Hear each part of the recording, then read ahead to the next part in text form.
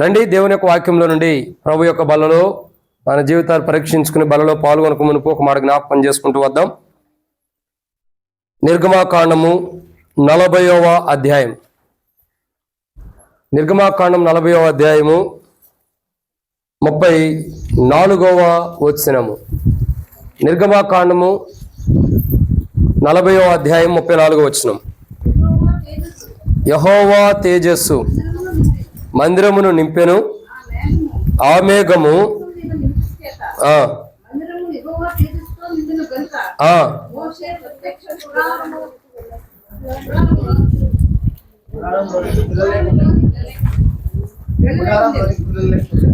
అర్జెంటుగా అద్దాలు మార్చాలక్క. పాత మందిరంలోనే గట్టిగా చదివారు. సరే, అంటే సంతోషంలో చదవలేకపోతున్నారేమో అర్థం కాలేదు కానీ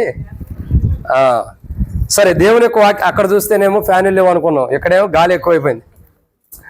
సరే, ఏదేమైనప్పుడు కూడా దేవుని చిత్తం దైవ సంకల్పంలో దేవుడు ఇచ్చాడు కాబట్టి దేవునికి వందనాలు. లేఖన భాగాల్లో మనం చూస్తున్నట్టయితే ఒక మాట మనం జ్ఞాపకం చేసుకుంటూ వస్తున్నాం. ఏమని రాయబడుతూ వచ్చింది? యెహోవా తేజస్సు మందిరమును నింపెను. దేవుని యొక్క తేజస్సు మందిరమును నింపిన అనుభవాన్ని నిర్గమాకాండం 40:34 వచనంలో మనం చూస్తూ వస్తున్నాం. అయితే ఆరాధనలో చూస్తూ వచ్చాం, ఎటువంటి మందిరం మీద యెహోవా తేజస్సు నింపబడుతుంది అని అంటే 7 విషయాలు చూసాం. మొదటిగా ఆయన కన్నపరిచిన, అంటే ఆయన డిజైన్ చేసిన మందిరం మీద. 2, ఆయన ఆజ్ఞ ప్రకారం నిలవబెట్టబడిన మందిరం మీద. 3, ఆయన కొరకై అభిషేకించబడిన మందిరం మీద. 4, ఆయన కొరకై ప్రతిష్ఠించబడిన మందిరం మీద. 5, ఆయన కొరకై సన్మానించబడిన మందిరం మీద. 6, ఆయన కొరకై ఒకటే మందిరంగా చేయబడిన మందిరం మీద. 7, ఆయన కొరకై పరిశుద్ధపరచబడిన మందిరం మీద. ఆయన తేజస్సు, ఆయన ప్రకాశమైన వెలుగు ప్రకాశిస్తున్న అనుభవం, వచ్చిన అనుభవాన్ని మనం చూస్తూ వస్తున్నాం. మనం చూసేటటువంటి ఒక మాట ఏంటంటే, ప్రియులారా, దేవుని యొక్క వాక్యాన్ని జాగ్రత్తగా గమనిస్తాం. నిర్గమాకాండం 40వ అధ్యాయం 34వ వచనంలో యెహోవా తేజస్సు మందిరమును నింపెను. కాబట్టి దేవుని యొక్క తేజస్సు మందిరమును నింపిన అనుభవాన్ని ఇక్కడ చూస్తున్నాం. అయితే ఇక్కడ దేవుని మందిరం మీద దేవుని తేజస్సు అన్న దేవుడు నింపుతూ వచ్చాడు. ఎటువంటి మందిరము మన మధ్య ఉంచి తన తేజస్సును నింపాడు అని అంటే బైబిల్లో కొన్ని విషయాలు చూడొచ్చు. అర్థమవుతుందండి? ఎటువంటి మందిరమును మన మధ్య ఉంచి తన తేజస్సును నింపాడు దేవుడు అంటే కొన్ని విషయాలు మనం చూడొచ్చు. ఎందుకంటే అంత గొప్ప మందిరంలో దేవుడు తన తేజస్సును నింపినప్పుడు ఆ తేజస్సు మన మీద కూడా నింపబడుతున్న ప్రకాశమైన వెలుగు. అందుకే అపోస్తలుడైన పౌలు రోమీయులకు రాసిన పత్రిక 5వ అధ్యాయం 9వ వచనంలో ఒక మాట ఉండిద్ది.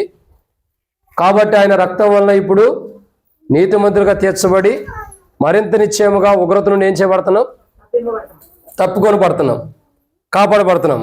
అయితే మొదటి యోహాను రాసిన పత్రిక 1వ అధ్యాయం 9వ వచనం ఏమని రాయబడుతూ వచ్చింది? ఆయన వెలుగులోనున్న ప్రకారం మనమును వెలుగులో నడిచిన ఎడల, క్షమించండి, ఆయనతో కూడా సహవాసం గలవారమని చెప్పుకొనుచు చీకట్లో నడిచిన ఎడల, అక్కడే ఉంది వాక్యం, చదువుకోండి. ఆయనతో కూడా సహవాసం గలవారమని చెప్పుకొని చీకట్లో నడిచిన ఎడల ఏం జరిగింది చెప్పండి? కనపడతలేదా? సరే, అయితే మనల్ని మనమే మోసం చేసుకున్న వారికి ఉంటాం, లేదా మనల్ని మనమే మోసపుచ్చుకున్న వారికి ఉంటాం కదా, ఉంటాము. లేదా మన నష్టం మనమే తెచ్చుకుంటాం. 6వ వచనం ఒకటి, క్షమించండి, 9 కాదు, 6వ వచనం. ఆయనతో కూడా సహవాసం గలవారమని చెప్పుకొని చీకట్లో నడిచిన ఎడల మనం అబద్ధం ఆడుతూ సత్యమును, మనం అబద్ధం ఆడుతూ సత్యాన్ని జరిగించం. అయితే దేవుని తేజస్సు మనలో ఉంటే సత్యమును మనం ఏం చేస్తాం? జరిగించే వారికి ఉంటాం. కాబట్టి ఇక్కడ దేవుని యొక్క వాక్యాన్ని జాగ్రత్తగా గమనించినట్లయితే ప్రభు యొక్క బలలో ప్రవేశించే వరకు కొన్ని నిమిషాలు మాత్రమే వాక్యాన్ని ధ్యానించుకుంటాం. ఏంటి మాట అంటే, ఎటువంటి మందిరం మీద తన తేజస్సుని నింపి దేవుడు మన మధ్య ఉంచాడు. లేదా ఆ బయట ఉండి అత్తమ్మని లోపల రమ్మనమ్మా, కాబట్టి ఎటువంటి మందిరము మన మధ్య ఉంచి తన తేజస్సు నింపాడని కూడా మనం చెప్పుకోవచ్చు. ఎటువంటి మందిరమును మన మధ్య ఉంచి తన తేజస్సుతో నింపాడంటే బైబిల్లో కొన్ని విషయాలు మనం చూడొచ్చు. వాటిని మనం ధ్యానించే మునుపు ప్రభు నడిపింపు కొరకు వచ్చిన ప్రార్థన.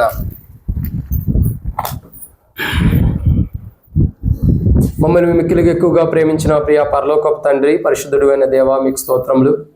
మీరు ఇచ్చిన కృపకై మీకు వందనములు తండ్రి. ఈ సమయంలో ప్రభువా తండ్రి, మరి మీ యొక్క లేఖన భాగములు తండ్రి, మరి యొక్క ప్రభు యొక్క బల నిమిత్తమై ప్రభు యొక్క బలలో పాల్గొనక మునుపు మీరు వచ్చి మమ్మల్ని తీసుకెళ్తారన్న శుభప్రదమైన నిరీక్షణ, ఆ యొక్క జ్ఞాపకం నిమిత్తమై తండ్రి, ఈ సమయంలో తండ్రి నీ సన్నిధిలో తండ్రి మరి యొక్క ప్రభు యొక్క తండ్రి బలలో పాల్గొనక మునుపు మా జీవితాలు మమ్మల్ని మేము పరీక్షించుకున్న సహాయం చేయండి. వాక్య వెలుగులో పరీక్షించుకుని బలలో పాల్గొనడం కొరకే కావాల్సిన మీ కృపను అనుగ్రహించమని, మాతో మీరు మాట్లాడమని, శత్రు సిగ్గు మీకు మహిమ తెచ్చుకొని అప్పుడు బలహీనతలు కూడా తొలగించండి. ఈ వర్తమానం ధ్యానించేటప్పుడు తెరవబడిన ఆకాశం మాకు అనుగ్రహించి ఆకాశం ఇప్పి పడజనంత విస్తారమని పరిశుద్ధాత్మను అభిషేకించి మాతో మీరు మాట్లాడి శత్రు సిగ్గు మీకు మహిమ తెచ్చుకోండి. ఎక్కడ డిస్టర్బెన్స్ కానీ అలర్ట్ లేకుండా సాయం చేయండి. వంట పని చేస్తున్న సహోదరిని కూడా దీవించండి, సహోదరుని కూడా దీవించండి. అక్కడ వర్క్ చేసిన ప్రతి బిడ్డను దీవించమని ప్రార్థన చేస్తూ, అదే రీతిలో తండ్రి ఈ యొక్క వర్తమానం అయిన అనంతరము ప్రభు వల్ల పాల్గొన్న తర్వాత సాక్ష్యములు కూడా దీవెనకరంగా చేయండి. ప్రేమ విందంతా దీవెనకరంగా ఆశీర్వాదకరంగా చేయమని, దేవ యొక్క ప్రభు వల్ల పాల్గొంటున్న దీవించి మాతో మాట్లాడమని, ఆ బలలో పాల్గొనక మునుపు వాక్యాన్ని ధ్యానించుకుంటుండగా పరీక్షించుకుని పాల్గొనటానికి కొరకై కావాల్సిన మాటలు పరలోకంలో మీరు అనుగ్రహించి మహిమ పొంది శత్రు సిగ్గు మీకు మహిమ తెచ్చుకొని మాతో మాట్లాడి మహిమ పొందమని ప్రభు అయిన యేసుక్రీస్తు నామం పేరిట విశ్వాసంతో స్తుతించి ప్రార్థించి అడిగి వేడుకుంటున్నాం తండ్రి, ఆమేన్. చైర్స్ కొద్ది లోపలికి వేసుకోండి అన్న, ఎండ వస్తుంది కదా, కొద్ది లోపలికి జరుపుకోండి. దేవుని యొక్క వాక్యాన్ని జాగ్రత్తగా గమనించినట్లయితే, ఎటువంటి మందిరమును మన మధ్య ఉంచి లేదా ఎటువంటి మందిరం మీద తన తేజస్సు నింపి మన మధ్య మందిరము ఉంచాడంటే బైబిల్లో కొన్ని విషయాలు ఉన్నాయి. వాటిని మనం జ్ఞాపకం చేసుకుందాం రండి. దాంట్లో మొదటి మాట నిర్గమాకాండం 40:35 నిర్గమాకాండము 40:35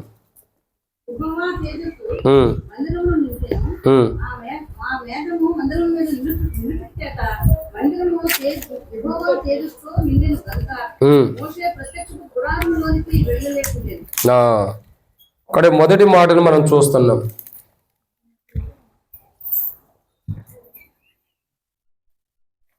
ఏంటి మొదటి మాట అంటే, ఎటువంటి మందిరం మన మధ్య ఉంచి తన తేజస్సు నింపాడంటే మొదటి మాటను మనం చూస్తున్నాం. ఎటువంటి మందిరం అది? నిర్గమాకాండం 40:35 ప్రకారం యెహోవా తేజస్సుతో నింపబడిన మందిరం. అంటే అర్థం ఏంటంటే దేవుని యొక్క మహిమతో లేదా మహిమ ప్రకాశముతో నింపబడిన మందిరం అంట.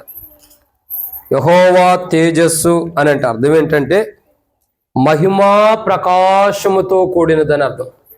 వ్యాఖ్యానంలో అలా లిఖించబడి సమకూర్చబడి ఉంది.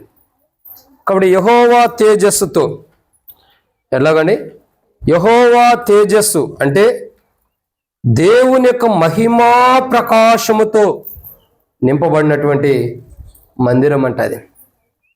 దేవుని యొక్క మహిమా ప్రకాశం.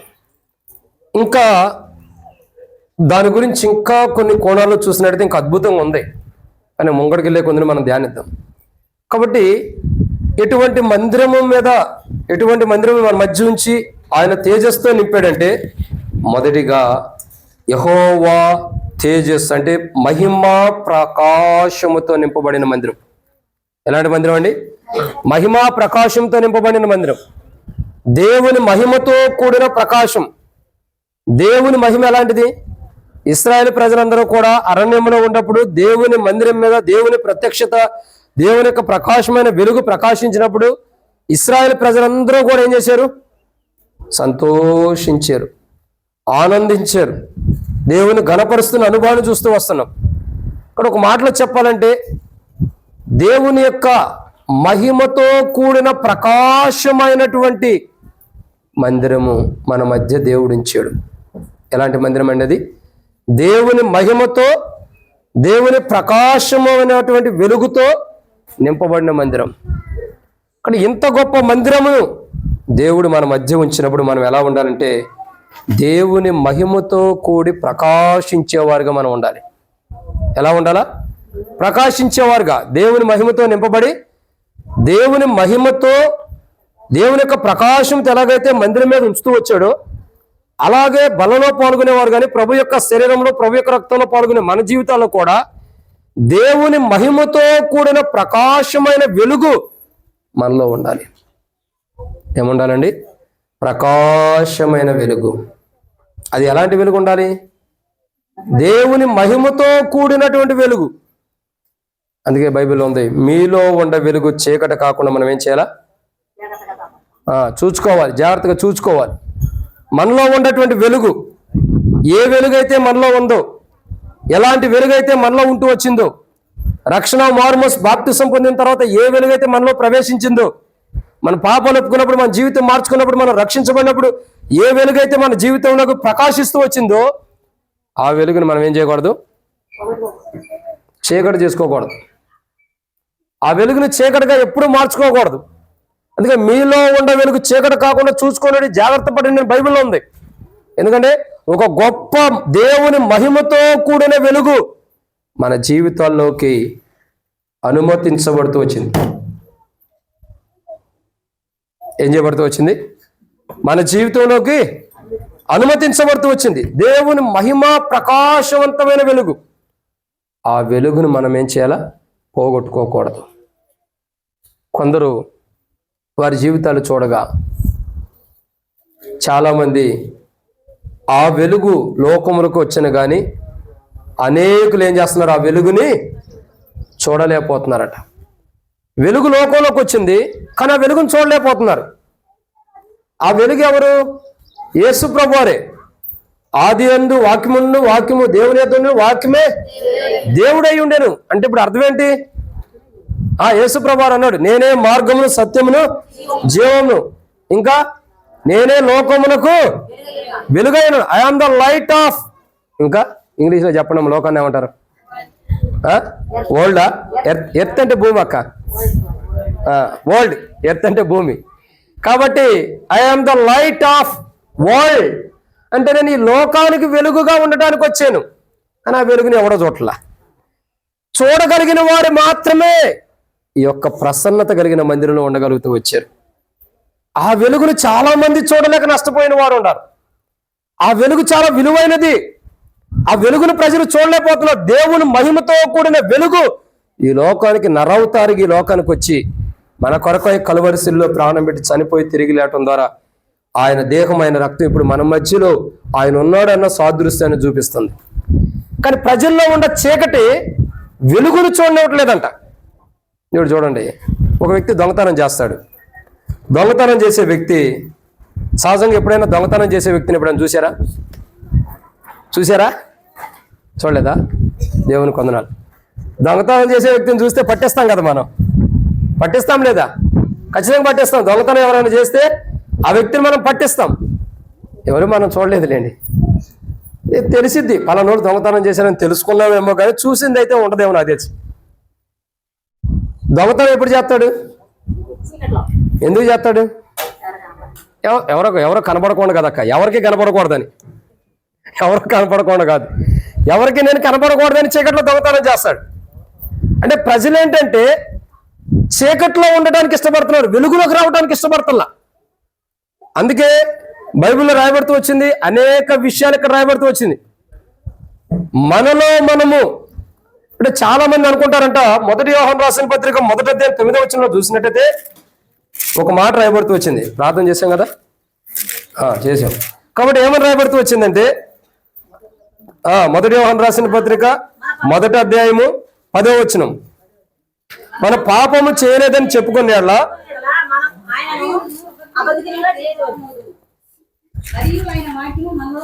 ఇదే మందిరం ఉంటే ప్రాబ్లం, కొట్టుకుంటారు వాక్యం చదవటానికి. సరే, దేవుని యొక్క వాక్యాన్ని చూస్తున్నట్టయితే ఏమని రాబడుతూ వచ్చిందండి? మనము పాపము చేయలేదని చెప్పుకుంటే దేవుణ్ణి అబద్ధికులుగా చేసిన వారు అవుతామంట. అంటే లేఖన భాగాలు చదువుతున్నాయి, నా మాటలు కాదు. మనం పాపం చేయని వారమా? ఎన్ని చూపుల్లో, ఎన్ని తలంపుల్లో, ఎన్ని ఆలోచనల్లో, ఎన్ని ఉద్దేశాల్లో, ఎన్ని మాటల్లో, ఎన్ని అపవిత్రమైన ఆలోచనలో మనం తొలగిపోయిన వారు ఉన్నాం.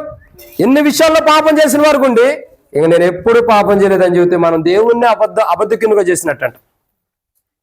వీళ్ళందరూ ఎవరు? దేవుని అబద్ధిక చేసిన వారు కానీ, పాపం నేను చేయలేదని చెప్పుకునేవారు కానీ ఎవరంటే చీకట్లో ఉండేవారు. చీకట్లో ఉండేవారు ఏమంటున్నారు? నేను పాపం చేయలేదని చెప్పుకుంటున్నారు, కానీ చేసేదంతా పాపమే.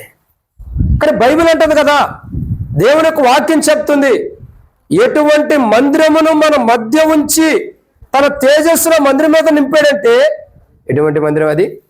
దేవుని తేజస్సు అంటే దేవుని మహిమ ప్రకాశమైన వెలుగుతో నింపబడిన మందిరం.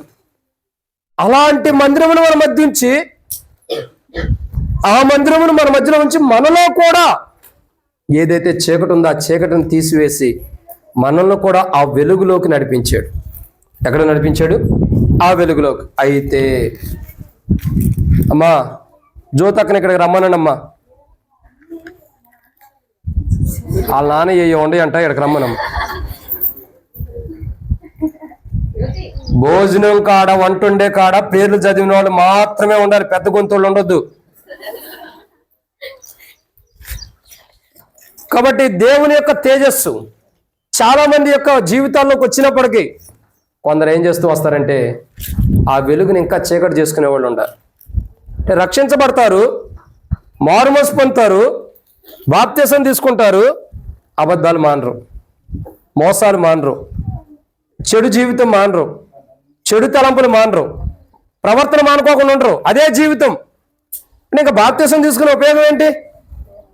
ఇంకా ప్రయోజనం ఏంటి? బాప్తిసం తీసుకున్న పేరే కానీ త్రాగుడు మానలేదు, సిగరెట్లు మానలేదు, బీడీలు మానలేదు, గుటకాలు మానరు, ఇంకా అబద్ధాలు మానరు, మోసాలు మానరు, దొంగతనాలు మానరు, చెడు పాప జీవితం మానరు. ఇవన్నీ మానుకోకుండా బాప్తిసం తీసుకుని ఇంకా ప్రయోజనం ఏంటి అంటే అర్థం ఏంటి తెలుసా? వెలుగులోకి వచ్చారు కానీ ఇంకా వాళ్ళ జీవితాన్ని చీకటి చేసుకుంటున్నారు. దేవుడైతే వారిని వెలుగులోకి తీసుకొచ్చాడు, కానీ వాళ్ళంతరకు వాళ్ళే మనం అంటాం కదా, చేతులారా జీవితం నష్టపరుచుకున్నాడు అన్న అంటాం, తనంతట తానే నాశనం చేసుకున్నాడు అంటాం. దేవుడు నాశనం చేయట్లా, దేవుడు మనం వెలుగులోకి తీసుకొస్తున్నాడు. చీకటి జీవితం వద్దు, ఆ మోసకరమైన జీవితం వద్దని వెలుగులోకి దేవుడు తీసుకొస్తే మనుషులు ఏం చేస్తున్నారు? ఆ చీకట్లోనే ఉంటానంటే తనంతట దేవుడైతే తన వంతు తను మన పక్షాన తన న్యాయం జరిగించాడు, మనల్ని వెలుగులో తీసుకొచ్చాడు చీకట్లో ఉంచుకోకుండా. కానీ మనమే మరలా చీకట్లో ఉండడానికి ఇష్టపడుతున్నాం. అంటే ఆబద్ధాల మోసపు జీవితం, లోక జీవితాన్ని విడిచిపెడతల్లా. కాబట్టి మనం చీకట్లో ఉండే బలలో పాల్గొంటున్నాం. తద్వారా ఏమైంది? మనం చీకట్లో ఉండమన్న విషయమే వివేచించక బలలో పాల్గొంటున్నాం. కాబట్టి రోగులను, బలహీనలు, చాలామంది నిద్రించేవారు ఉంటాం. జాగ్రత్త, దేవుని తీర్పు తెచ్చుకోకూడదు.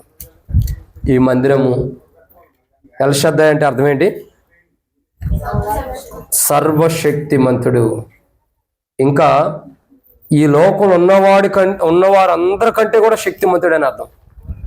ఆకాశం అందే కానీ పరమందే కానీ ఉన్నవారు దేవదూతలకైనాను భూమి మీద ఉన్న మనుషుల్లోకైనాను అందరికంటే శక్తిమంతుడు అని అర్థం. వ్యాఖ్యానములు అలా ఉండే, గూగుల్లో కొట్టండి వచ్చింది. అంత శక్తిమంతుడంట.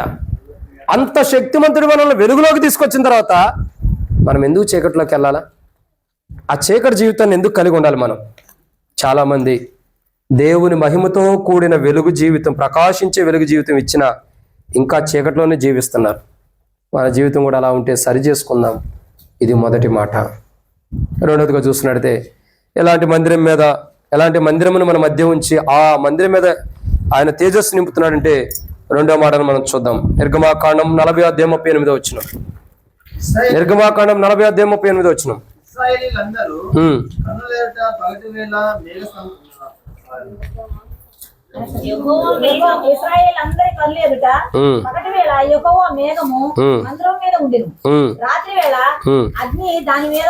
చాలు అక్క.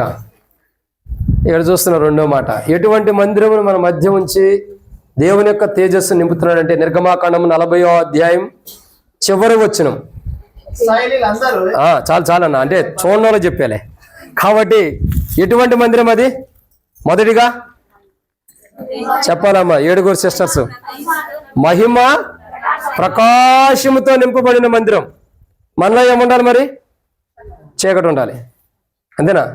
ప్రకాశమైన వెలుగు, ఏ ప్రకాశమైన వెలుగు అయితే ఆయన నింపాడో ఆ ప్రకాశమైన వెలుగు మన జీవితాలు మనం చచ్చిపోయేంత వరకు ఉండాలి. 2, ఎటువంటి మందిరం మన మధ్య ఉంచి తన తేజస్సు నింపుతున్నాడంటే రెండవదిగా ఎటువంటి మందిరం ఇది? పగట వేళ మేఘము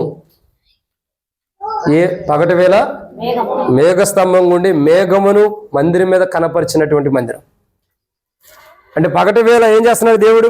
మందిరం మీద మేఘమును కనపరుస్తున్నాడు. మేఘం రావటం ద్వారా ఏం జరిగిద్ది? చల్లగా ఉంటుంది. అందుకే మీరు చల్లగా ఉండాలని ఫోమ్ షీట్స్ వేసాం. ఏ షీట్స్? Foam sheets. శ్యామని అడిగి, అన్న ఏ రేకులు వేద్దామంటే ఫోమ్ షీట్స్ వేద్దామన్నా బాగుంటాయి అన్నాడు.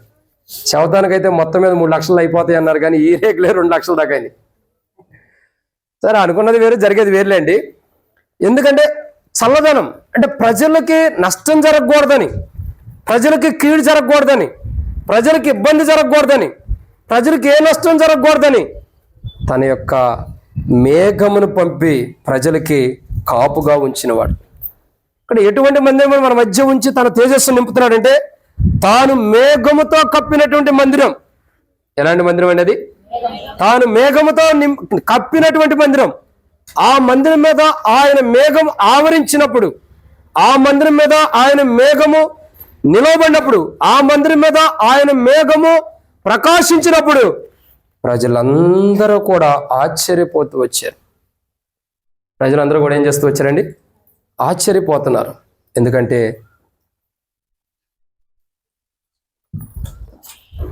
దేవుని యొక్క తేజస్సు మేఘము నిండినటువంటి మందిరం మీదకి వచ్చింది. ఏ మేఘమైతే మందిరము నింపిందో, ఏ మేఘమైతే మందిరము దేవుని యొక్క మందిరం మీద నింపుతూ వచ్చిందో, ఆ మేఘము మందిరం మీద, ఏ మేఘమైతే మందిరం నింపిందో ఆ మందిరమును మన మధ్య ఉంచి ఆయన తేజస్సు నింపుతున్నాడు. చారదక్క కనబడతలేదా మేఘం? పైకి చూస్తుంది చారదక్క, అందుకని ఇక్కడ కనపడదు, బయటికి వెళ్తే కనపడుతుంది మేఘం, లేదా అటు నుంచి చూడండి. కాబట్టి దేవుని యొక్క తేజస్సుతో నింపబడిన మందిరం. అంటే ఈ మందిరము ఎటువంటి మందిరం? మన మధ్య ఉంచి తన తేజస్సు నింపాడంటే మొదటిగా దేవుని యొక్క ప్రకాశమైన మహిమతో కూడిన వెలుగు కలిగిన మందిరం. రెండవదిగా తాను మేఘముతో కప్పినటువంటి మందిరం. ఏ మేఘమైతే తన యొక్క వెలుగుతో, తన యొక్క ప్రసన్నతతో దేవుని ప్రజలు కన్నుల ఎదుట కప్పాడో అటువంటి మేఘముతో కప్పబడిన మందిరమును దేవుడు మనకి అనుగ్రహిస్తూ వచ్చాడు. అయితే ఆయన మేఘముతో మందిరమును కప్పాడు. మనల్ని కోడి తన రెక్కల కింద తన పిల్లల్ని కాపాడినట్లు రూతు గ్రంథం రాయబడుతూ వచ్చింది. యెహోవా రెక్కల కింద సురక్షితముగా ఉండటానికి నీవు ఉచితమని రాయబడుతూ వచ్చింది. అంటే దేవుని యొక్క రెక్కల కింద సురక్షితంగా ఆనాడు మందిరాన్ని మేఘంతో కప్పాడు. నేటి దినమున దేవుని ప్రజలైన మనల్ని, రక్షించబడిన మనల్ని, రక్షణ మారుమూసు బాప్తిసం పొందిన మనల్ని తన యొక్క రెక్కలతో కప్పి మనల్ని కాపాడుతున్నాడు. కోడి తన పిల్లల్ని ఎలాగైతే గ్రద్దలు కానీ కాకులు కానీ వచ్చి పిల్లల్ని ఎత్తుకెళ్ళిపోకుండా ఎలాగైతే తన పిల్లల్ని కాపాడుతుందో తన రెక్కల కింద, అలా దేవుడు తన మేఘముతో మందిరమును ఎలాగైతే కాపాడాడు, ఆయన రెక్కల కింద మనల్ని అలా ఏం చేస్తున్నాడు?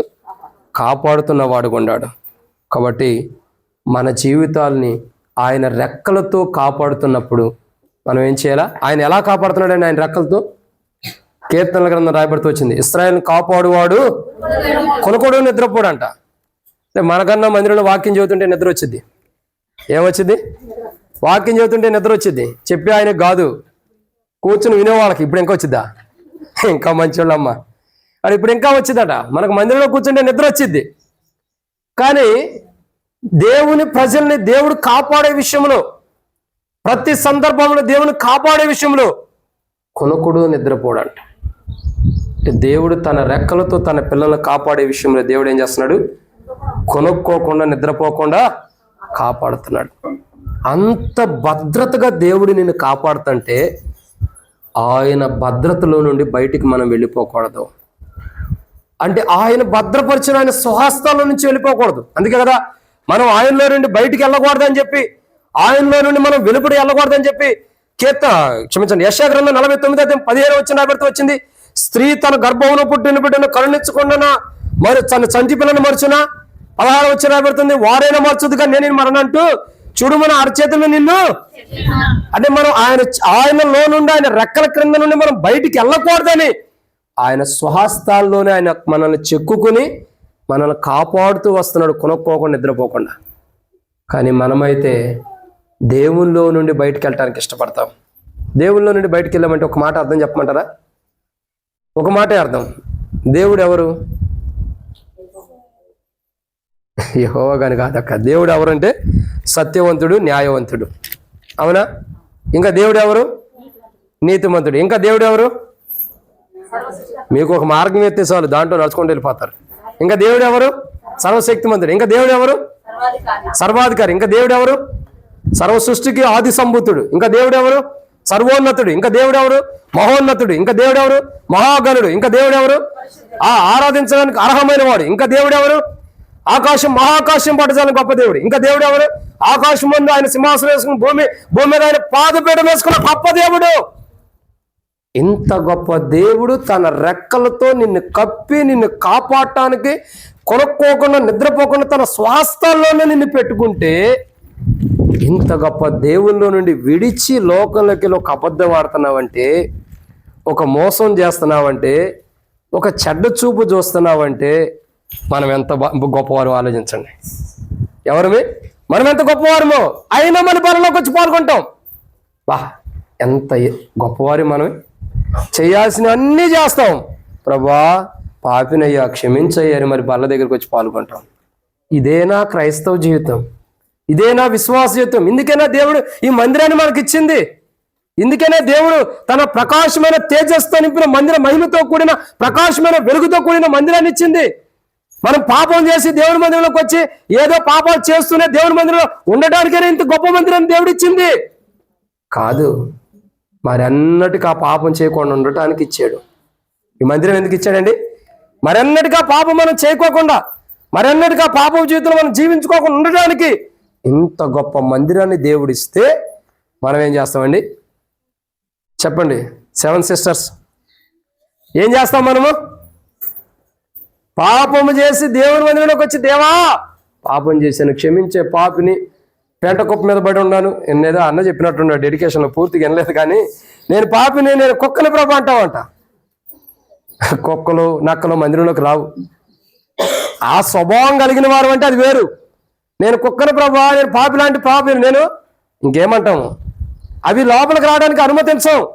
అలాంటి స్వభావం కలిగిన వారు వస్తే జీవితం మార్చబడింది. కానీ నేటికి మన జీవితాలు ఎలా ఉండే? బలలో పాల్గొనేటప్పుడు టైం అయిపోయింది, నేను ముగిచ్చేస్తున్నా. బలలో పాల్గొనే మన జీవితాలు ఎలా ఉన్నాయి? మన అనుభవాలు ఎలా ఉన్నాయి? మన యొక్క జీవిత చరిత్ర ఎలా ఉంటూ వస్తుంది? మన ప్రవర్తన ఎలా ఉంటుంది? మన వైఖరి ఎలా ఉంటుంది? మనం జీవించే జీవితం ఎలా ఉంటుంది? ప్రియుడా, ఆ దేవునిలో నుండి వెలుపుటకు వస్తే ఏమైంది? ఆ దేవునిలో నుంచి బయటికి వెళ్ళిపోయి ఇంకా చీకటి జీవితం కలిగి ఉంటే నష్టపోతాం. మనం చీకటి జీవితాన్ని కలిగి బలలో పాల్గొంటే ఏమైంది? పరవాసిని జగమును ప్రభు పాడబడాలి, అంత దాకా తెచ్చుకోవద్దు. కాబట్టి చీకట్లోకి వెళ్ళిన మనం కంబ్యాక్. తప్పిపోయే కుమారుడు తిరిగి వచ్చాడు. బైబిల్లో రాయబడుతూ వచ్చింది కదా, come to me, I will give a rest. తిరిగి రా నా యొద్దకు, నేను నీకు విశ్రాంతినిస్తానన్నాడు. మనం దేవుని దగ్గర తిరిగి వస్తే తప్పిపోయిన కుమారుడు వలె, ప్రభా నీలో ఉండాల్సిన నేను నీ యొక్క వెలుగులో, ఆ మేఘములో, అంటే ఆ యొక్క రెక్కల కింద సురక్షితంగా నీ యొక్క స్వహస్తాల్లో ఉండాల్సిన నేను వెలుపడికి వెళ్ళే ప్రభా, ఈరోజు నేను తిరిగి వచ్చే ప్రభా నన్ను క్షమించని సరి చేసుకుంటే బల్లలో ధన్యులుగా పాల్గొనవచ్చు. లేకపోతే దేవుని తీర్పు. ఇదన్నమాట. రెండే. మూడో మాట చూద్దానండి, టైం అయిపోయింది. నేను చెప్పిన టైం దగ్గర పడింది. నిర్గమాకాండము 40:38 వచ్చినాం. నిర్గమాకాండం 40:38 వచ్చినాం.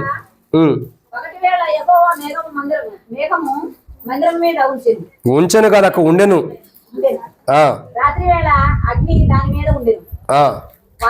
చాలు చాలక్క. కాబట్టి ఇక్కడ మనం చూస్తున్నటువంటి ఎన్నో మాట ఇది? మూడో మాట. ముచ్చటగా మొదటిగా దేవుడు ఎటువంటి మందిరమును మన మధ్య ఉంచి తన తేజస్సు నింపాడు? ఎటువంటి మందిరం మన మధ్య ఉంచి తేజస్సు నింపాడు? మహిమ ప్రభావం, అంటే మహిమ ప్రకాశంతో, అంటే వెలుగుతో కూడిన మందిరం. 2, తాను మేఘముతో కప్పింది, అంటే తన రెక్కలతో కాపాడుతున్నటువంటి, మేఘంతో కప్పిన మందిరము తన రెక్కలతో కాపాడుతున్నటువంటి ప్రజల్ని, దేవుని ఆత్మీయ మందిరంగా చేయబడిన ప్రజల్ని కొనుక్కోకుండా కాపాడుతూ వస్తున్నాడు. ఇక మూడోదిగా చూస్తున్నట్టయితే, అంటే అటువంటి మందిరాన్ని మనం మధ్యించాడు. మూడోదిగా రాత్రి వేళ అగ్ని ఏ మందిరం మీద అయితే వచ్చిందో అటువంటి మందిరం. ఇప్పుడు చూడండి, అగ్ని గురించి కొన్ని విషయాలు చూడాలి, తర్వాత చెబుతాం ఒకరోజు అగ్ని గురించి. దహించు అగ్ని. కొంతమంది కొన్ని కొనాల బోధలు చేసేవాళ్ళు ఉంటారు, ఆ బోధలు మనకొద్దు. అగ్ని. రాత్రి వేళ ప్రజలు ఏ మందిరమునైతే నిర్మాణం చేశారో, పగలేమో ఆ మందిరం మీద మేఘం ఉంటుంది, రాత్రి వేళ ఏముంటుందండి? అగ్ని ఉంటుంది. మరి ప్రజలకు ఎట్లుండిద్ది? నాలాంటి అవిశ్వాసి ఎవడో ఒకడు ఉంటాడు కదా, ఒరే అగ్ని వస్తుంది మందిరం మీద కాలిపోయిద్దామన్న డౌట్తో ఉండొద్దు. ఉంటాడా లేదా? ఉంటారు. కానీ ఇది పరము నుండి వచ్చిన అగ్ని. రెండు విధాల్లో ఉంది పరము నుండి వచ్చిన అగ్ని. ఒకటి దహించి వేసే అగ్ని, రెండు ప్రజల కన్నులకు ఆశ్చర్యాన్ని కలగజేసే అగ్ని. మోషేకి ఆకాశం నుండి వచ్చిన అగ్ని పొదల్లో కాలపతం ద్వారా కనబడుతుంది, అది ఆశ్చర్యాన్ని కలుగు చేసింది, అవునా కదా? ఇంకా ఇశ్రాయేలు కన్నుల ఎదుట బలి అర్పించినప్పుడు, ఏలి అర్పించినప్పుడు ఆకాశం నుండి అగ్ని వచ్చి దహించి వేసింది, అది ఆ అగ్ని వేరు. ఇంకా ఇక్కడ దేవుని మందిరం మీద ప్రకాశిస్తున్న అగ్ని వేరు, అక్కడ సదోమ గొమొర పట్టణముల మీద కుమ్మరించబడిన అగ్ని వేరు. అర్థమవుతుందండి? అగ్ని డిఫరెంట్గా ఉండిద్ది.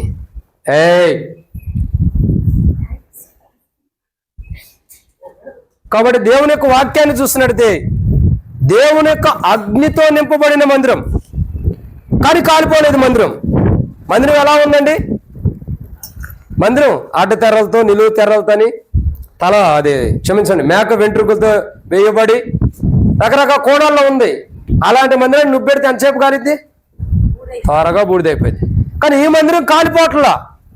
ఈ మందిరం ఎందుకు కావట్లేదు అంటే, దేవుని మహిమతో కూడిన వెలుగు ఆ మందిరం మీద ఉంది.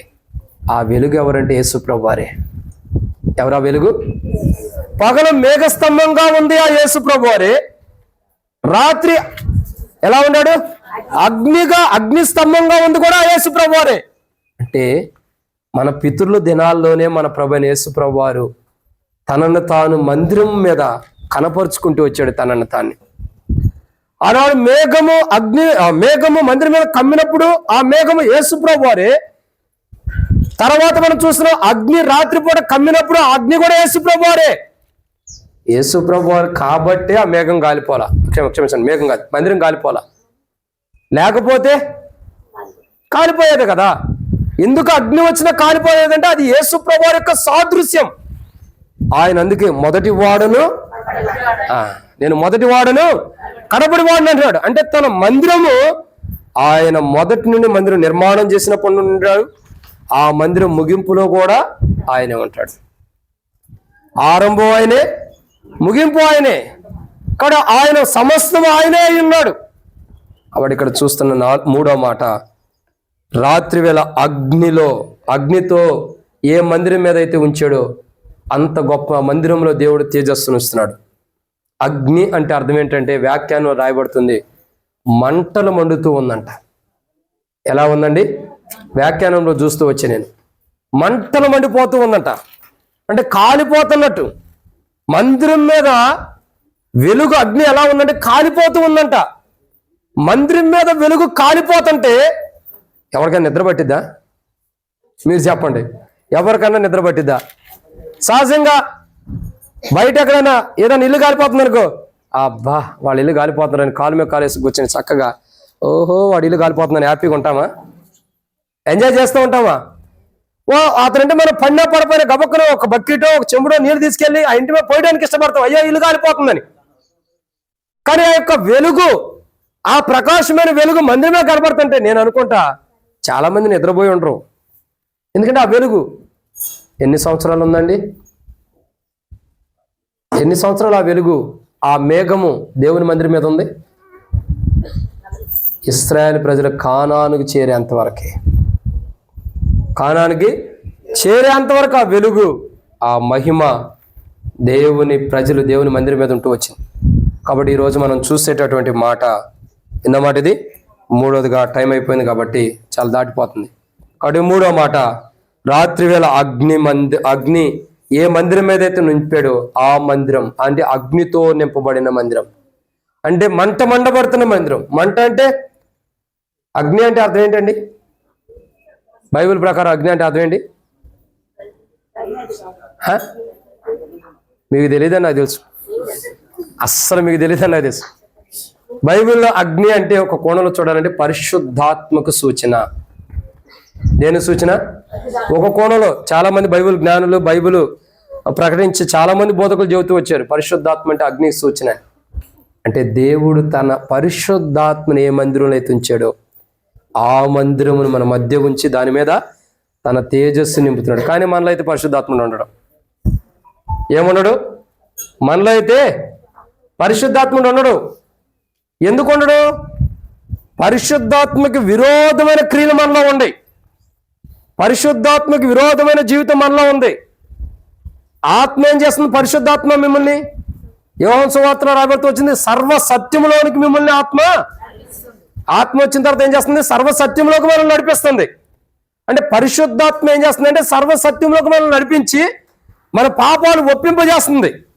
అదే కదా ప్రభు చెప్పింది, నేను వెళ్ళిన తర్వాత ఆదరణకర్త వస్తాడు, అతడు వచ్చి ఏం చేస్తాడు? నీతిని గురించి పాపమును గురించి ఒప్పింపజేస్తాడు. అంటే అర్థం ఏంటి? పరిశుద్ధాత్ముడు పని ఏంటంటే ఒప్పింపజేయటం, ఇంకా ఏం చేస్తున్నాడు? సరిగ్గా చెప్పండి పెద్దగా. సర్వసత్యంలోకి నడిపించడం పరిశుద్ధాత్ముడి పని. కానీ మనం ఏం చేస్తాం? రక్షించబడ్డాం, మారుమోసు పొందాం, నువ్వేంటి నేనేంటి ఎవరైనా సరే సర్వసత్యంలోకి వెళ్తున్నామా? మధ్యలో డ్రాపులు ఉన్నాయా? ఎన్ని డ్రాపులు, ఎన్ని కామాలు ఉంటాయి? పులి స్టాపులు అయితే లేవు, అన్నీ కామాలే. ఏమన్నాయండి? అన్నీ కామాలే. సర్వసత్యంలోకి సగం దూరం నడుపుతాం, మధ్యలో ఆగిపోతాం, టీవీ గుర్తొచ్చింది. సర్వసత్యంలోకి నడుస్తాం, సీరియల్ గుర్తొచ్చింది, ఆగిపోయింది. సర్వసత్యంలో నడుస్తాం, సెల్ ఫోన్లో వీడియోలు గుర్తొస్తాయి, ఆగిపోయింది.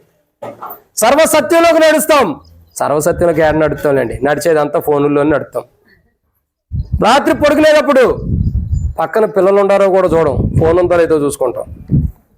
పొద్దున్నే లేచేటప్పుడు పిల్లలు ఎక్కడుండారని కూడా చూడం, ఫోన్ ఎక్కడుందా అని ఎత్తుక్కుంటాం. దేనికి? దానికి ఏమైనా మెసేజ్లు వచ్చినాయో, ఛార్జింగ్ తక్కువైపోయిందో, దాంట్లో ఛార్జింగ్ తక్కువైతే ఛార్జింగ్ పెడుతున్నావు. మన విశ్వాస జీవితం తక్కువైతే ఏం పెడతాము? మన విశ్వాస జీవితం తక్కువైతే ఏం చేయాలి మరి? ప్రార్థన, వాక్యం అనే ఛార్జింగ్ మనలో పెట్టుకోవాలి, వాక్యం చదవాలి. ప్రార్థన జీవితం ఎంతో అవసరం మనకి. కానీ నేటి దినాల్లో అది లేదు. క్రైస్తవుల యొక్క జీవితాల్లో మందిరం కావాలి, మందిరం కావాలి, మందిరం కావాలి, కన్నీరు కార్చాం. కానీ ఆ మందిరాన్ని దేవుడు ఇచ్చాడు, ఇవ్వలేదనట్లా. మహోన్నతుడైన దేవుడు మహిమతో కూడిన మందిరం, తన తేజస్సుతో కూడిన తేజస్సుతో నింపిన మందిరాన్ని మనకి ఇచ్చాడు. కానీ మనం ఎలా ఉండాలా? సర్వసత్యములో మనం ఉండాలి. నీతిని గురించి, పాపము గురించి ఒప్పుకుంటూ ఉండాలి. ఒప్పుకునే అనుభవం లేనప్పుడు ఏమైంది? కష్టమైంది. ఒకరోజు దేవుడే ఒప్పుకుంటాడు నువ్వు దేవుని కుమారుడు కాదని, ఇంకా అప్పుడు ఏమైంది? నష్టపోవాలి. ఆ నష్టం రాకమునిపే సరి చేసుకోవాలి. కాబట్టి మూడోదిగా ఎటువంటి మందిరముని మన మధ్య ఉంచి తన తేజస్సుతో నింపాడంటే, మొదటిగా యెహోవా తేజస్సు అంటే దేవుని యొక్క మహిమ ప్రకాశమైన వెలుగుతో నింపాడు. రెండు, మేఘంతో అంటే తన రెక్కలతో కాపాడి ఒక మేఘముతో, సురక్షితంగా ఉండే మేఘముతో దేవుడు తన మందిరం నింపాడు. మూడు, రాత్రి అగ్నితో అంటే అర్థం ఏంటి? పరిశుద్ధాత్మతో నింపాడు తన మందిరమును. అలాంటి మందిరాన్ని మన మధ్య నుంచి తన తేజస్సును ఉంచుతున్నాడు. నాలుగోదిగా